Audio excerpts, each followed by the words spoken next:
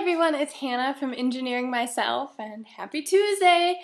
Today I'm going to talk to you about shoes because I get questions about it on Tumblr, I get questions from my friends, and I just see this question all the time around the internet, like what kind of shoes should I get? So I'm going to help you possibly guide you in the right direction. I'm not going to make your decision for you, but help you figure it out for yourself. It's really cool because I just got my September Runner's World and it has a shoe guide. So, basically they just compared 22 different models, which, I mean, there's far more than 22 models of shoes through this nice handy flow chart. And then later they talk about each shoe for a little bit. But Runner's World aside, and there's like quizzes online and stuff where it's pretty much the same thing, so you can do that. But I'm gonna just talk to you about like how much money you need to spend on shoes, and it kind of varies at like what level you're at with your running. When I first started, I got these, which are, I don't know, I got them at the Nike outlet store on Black Friday. They were like 40 or 50 bucks, so super cheap.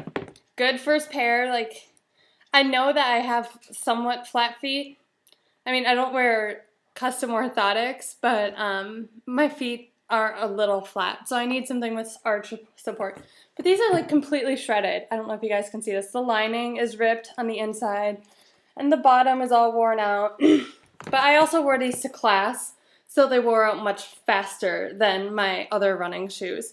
And they're very good, and sometimes I wear them in winter, so that's why you can kind of see like salt marks on them because we put salt on our sheets.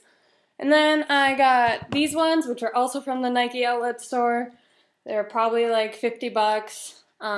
These ones don't have enough arch support for me, so I can't run in them. They're also half a size too big, so I feel like I'm tripping over them. Not cool. And then this is a big one that I see around the internet. Everybody wants the Nike Frees because they are super cute. They come in a ton of colors and they're just so in right now. You can wear them with anything, and it's like a fashion trend is the Nike Frees. So I have mine. Mine are the Nike Free 2. They say Carpe Diem on them. I made them myself. They're about a year and a half old.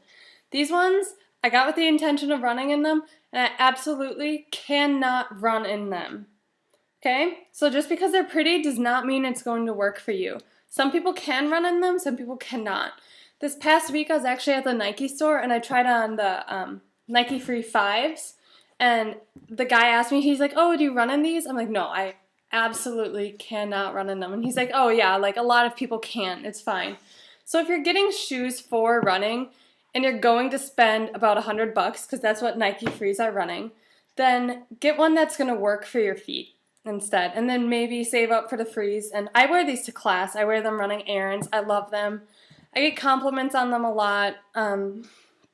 They're great shoes. They're really comfortable. But if you're going to buy shoes for running, don't buy them pretty just because they're pretty. That's what I'm trying to say. I know my brother has Nike Frees. He cannot run in them. My sister-in-law can.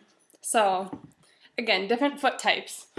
When you're buying running shoes, they're going to last you about 300 to 500 miles depending on your surface and, how much you drag your feet, what kind of weather you run in, how well you take care of them. So, keep that in mind when you're buying them.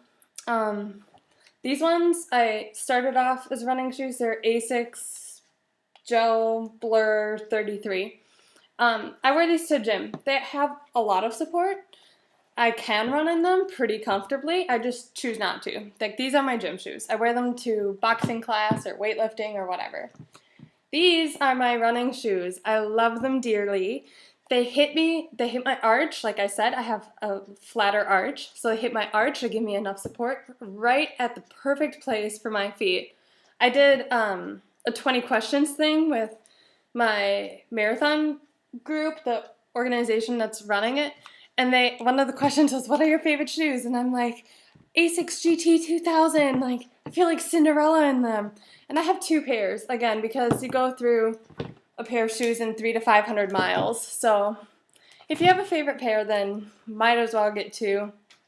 But again, like I bought the black ones, and then like a month later, I went back and got the purple ones. And I went to a running store. It's called Run and Fun. It's in, if you live in Minnesota, you can go there. You could go to pretty much any running store near you. The thing with the difference between sporting goods stores and running stores is sporting goods stores tend to have a lot of equipment for different sports, but running stores will have a lot of running specific equipment, if that makes sense. So a lot of running specific gear and shoes and clothing, and you're not going to see basketball shoes at a running store, right? So yeah, I went to a running store, and the guy there had me take off my shoes, and then I walked on the surface for him, and he's like, yep, you need shoes. You kind of like, you tilt your feet in, you overpronate, and sometimes my toes point outward a little bit. So he brought me a couple pairs of shoes, including those Asics and a pair of Brooks that I really liked. But the Asics just hit my arch better. I thought they were a little bit, not much, but I thought they were just a little bit more comfortable. So that's what I ended up with, and I love them dearly.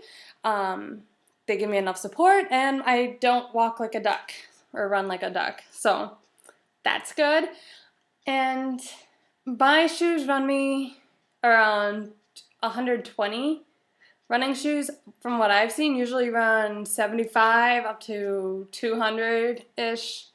So, and you can certainly check out clearance racks and stuff like that, especially if you know what you're looking for.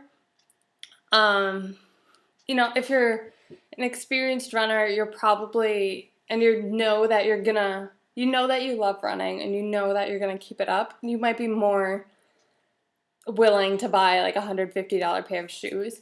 But if you're just starting out, you know, you can certainly hit up the clearance racks, try to find some cheap shoes that work for you, and then if you find out that you love running, then go back and get that expensive pair. Like, that's totally fine.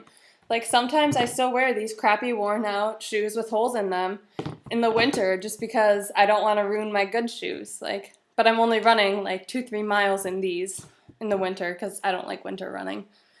But yeah, get them fitted properly, go to a running store.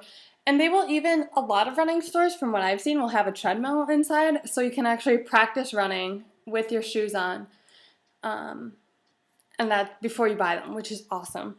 And also, like, ask them about their return policy, see if you could take them home, run in them. You know, don't run a half marathon in them or anything. Just run maybe a mile or two. And again, you have to see what their return policy is. But for sure, go to a running store if you can. Do not buy running shoes just because they're pretty. You can buy them because they're pretty and then like just wear them like what I do. I wear them to class and I wear them to lab. I do not wear them running. And yeah, if once you know like what you're looking for, then you can shop discounts. Okay? Awesome. Well, I hope you guys have a wonderful Tuesday, and I will see you later. Bye.